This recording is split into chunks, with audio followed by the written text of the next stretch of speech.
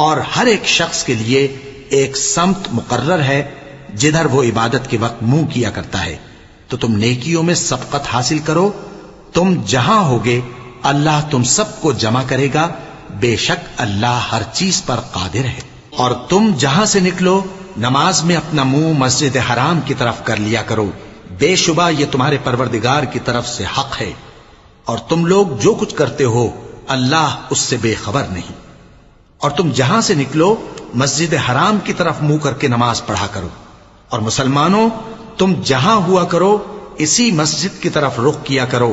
یہ تاکید اس لیے کی گئی ہے کہ لوگ تم کو کسی طرح کا الزام نہ دے سکیں، مگر ان میں سے جو ظالم ہیں وہ الزام دیں تو دیں.